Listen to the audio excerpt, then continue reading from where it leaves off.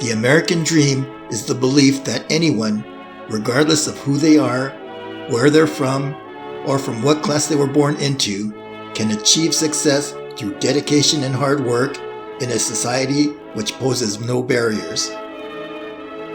For Derek and Maria Broaddus, the realization of this dream came about when they purchased their dream home in Westfield, New Jersey.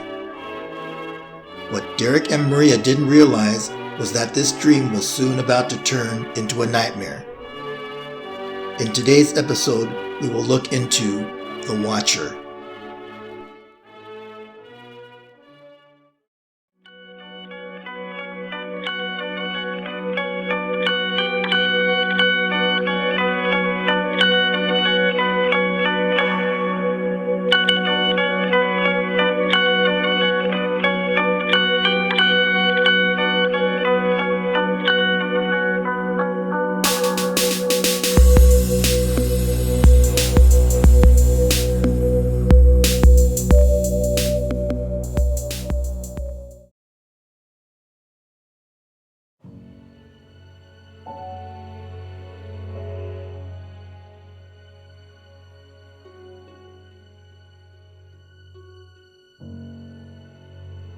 In June of 2014, Derek and Maria Broaddus were working on renovating the home they had just purchased in the upscale neighborhood of Westfield, New Jersey. They had paid $1.3 million for the 6-bedroom, 4-bathroom house located at 657 Boulevard. Derek and Maria were excited to soon be moving into their dream home along with their 3 children. The house was abuzz with activity as contractors and workers were coming in and out, and work on the house was progressing rapidly.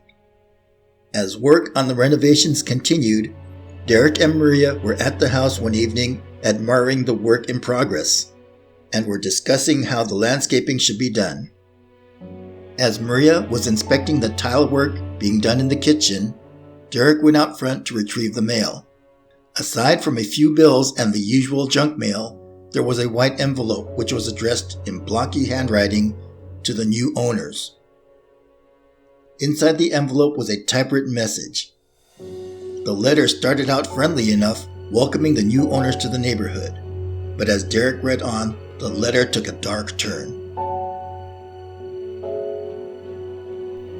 657 Boulevard has been the subject of my family for decades now.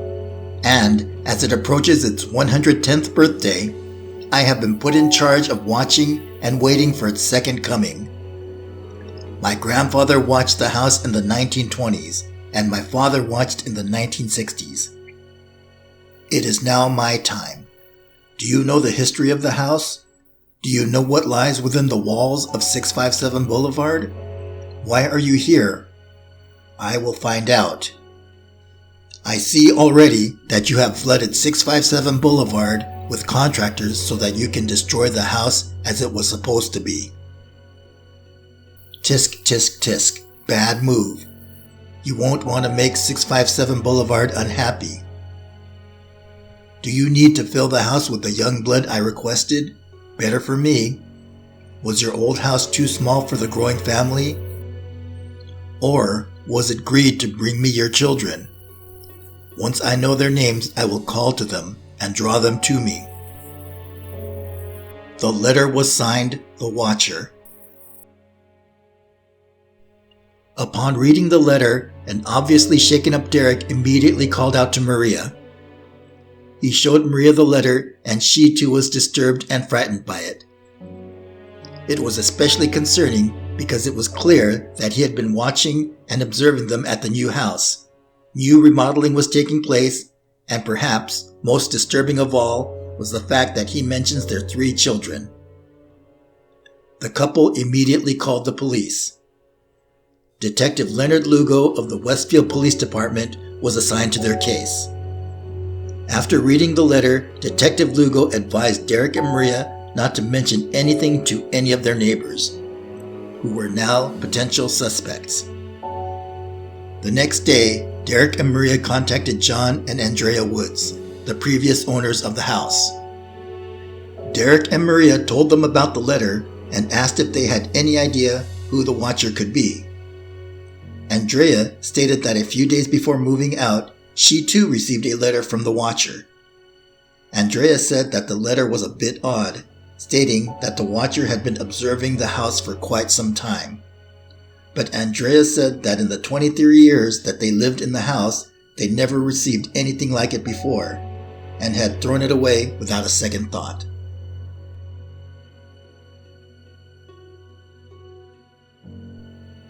Two weeks after receiving the letter, Maria stopped by the house again to pick up the mail. When she opened the mailbox, she froze. There, sitting in the mailbox, was another letter from the watcher. This time, it was addressed to them by name. In this letter, the watcher boasted about how much he had learned about the family. The letter listed their 3 children by birth order and by nickname. The letter also mentioned that one of the daughters had set up an easel on the back porch, which was only visible from the back of the house. The watcher asked, "Is she the artist in the family?" The letter also disturbingly thanked the Broadduses for bringing more young meat. Maria immediately called Detective Lugo and informed him of the letter. Derek and Maria were particularly disturbed by what the letter said about the children. The family stopped going to the house for several weeks and put the renovations on hold. They weren't sure if they were even wanting to move into the new house. Several weeks later, a third letter arrived. "Where have you gone to? 657 Boulevard is missing you." Maria and Derek contacted Detective Lugo after receiving the third letter. Initially, Detective Lugo's investigation led him to Michael Langford, the Broadduses' next-door neighbor, to be the prime suspect. Langford's house had a clear view of the back porch, and Michael Langford had also been diagnosed with schizophrenia. However, DNA samples obtained from one of the envelopes, which had been sealed with saliva, did not match anyone living in the Langford household. Michael Langford also vehemently denied any involvement with the ominous letters.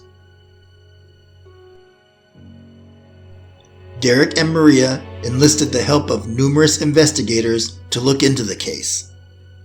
Everyone from former FBI agents to handwriting and linguistic experts, in an attempt to identify the watcher, but all these efforts came up empty. Finally, 6 months after purchasing the house, Derek and Maria put their house up for sale, but after disclosing the letters from the watcher to potential buyers, all the offers fell through.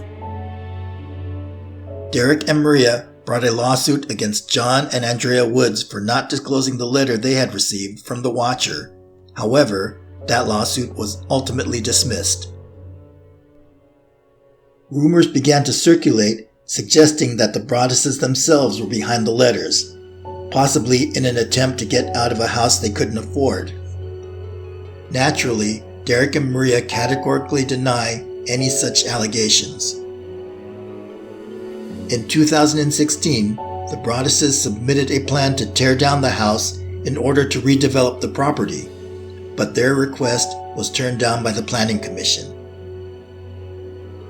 They then received a final letter from the watcher, warning that he would seek revenge if the house was harmed in any way. The letter stated, "Maybe a car accident, maybe a fire, maybe something as simple as a mild illness that never seems to go away, but makes you feel sick day after day after day after day after day. Maybe the mysterious death of a pet, loved ones suddenly die, planes and cars and bicycles crash, bones break. You wonder who the watcher is? Turn around, idiots."